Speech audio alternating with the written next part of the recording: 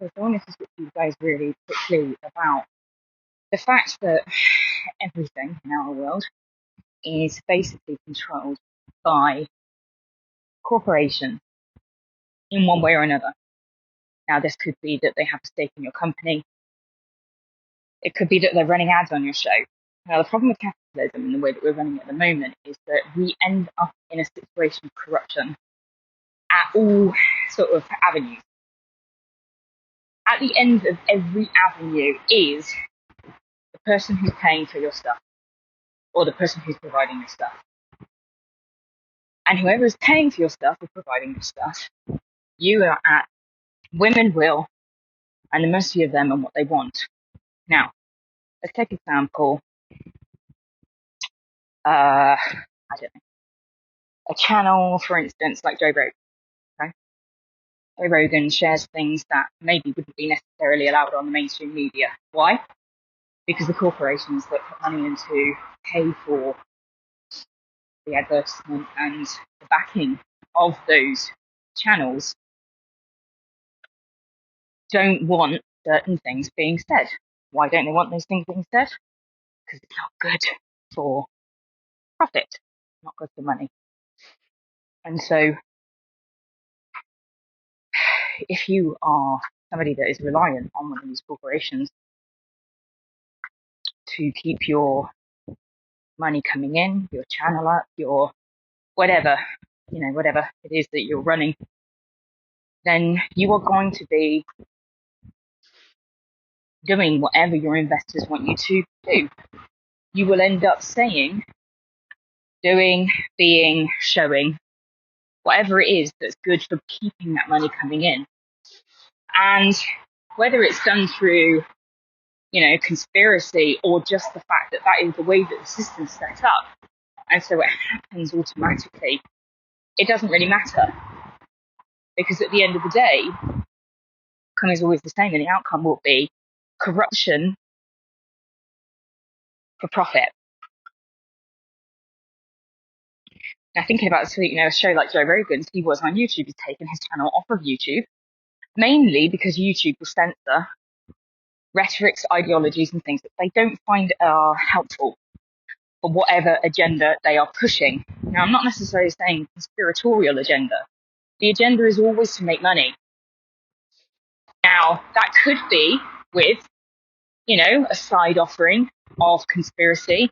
For instance, they may have shares in a vaccine company that have, money in the most recent jab, and they don't want people promoting things like ivermectin or hydroxychloroquine on their shows, because what that does is it takes away from the investment opportunities for themselves and therefore lowers their profit.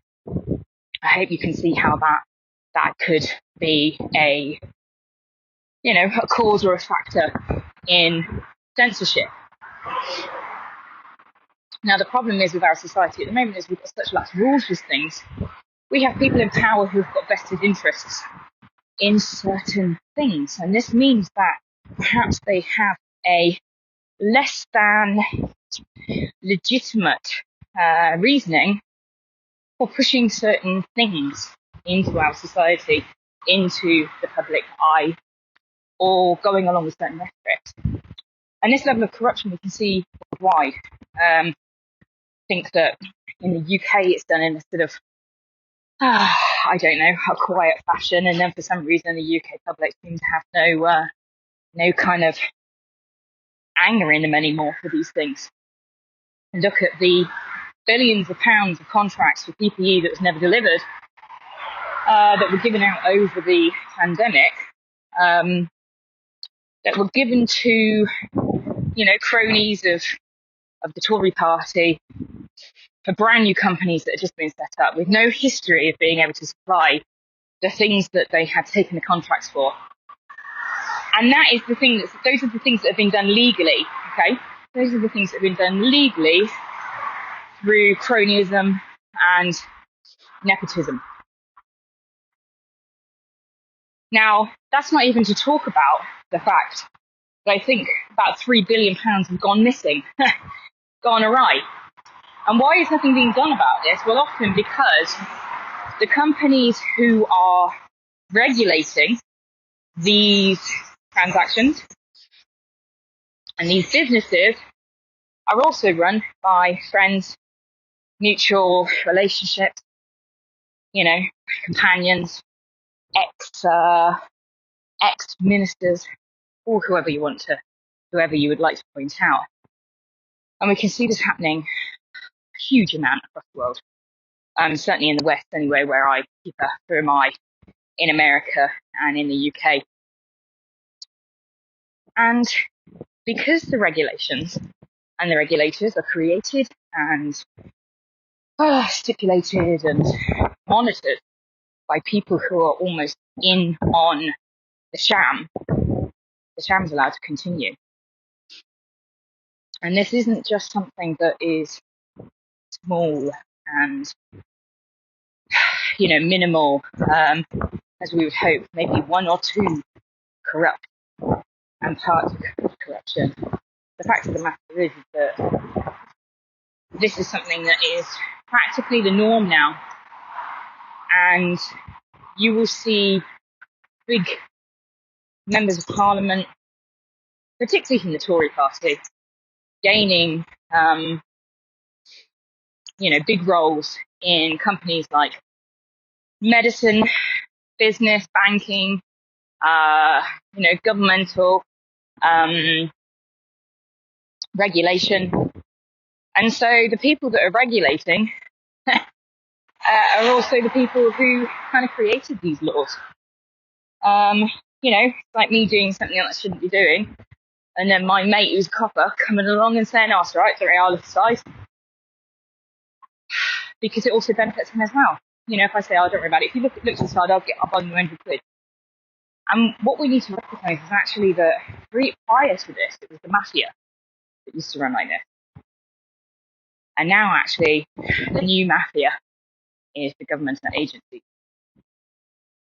And corporations like police, CIA, FBI, often are also bought and paid for. So there is very little regulation and very little opportunity to stop these things from happening. And the problem is because everything is based on money and the world is a capitalist society, you've only got to pay people and the corruption begins. You'll start to see, if you look at Jeremy Corbyn, I'm not going to sort of talk about whether or not he would have made a good prime minister or anything like that. But if you just take him, for instance, the reason why there was such a heavy slander campaign put on Jeremy Corbyn was because he couldn't be bought or paid for. The man is a man of his morals, and he's been fighting the same fight for the last 50 years, which is one of morals, ethics, and for the betterment of all. Now, people like that can't be bought and paid for.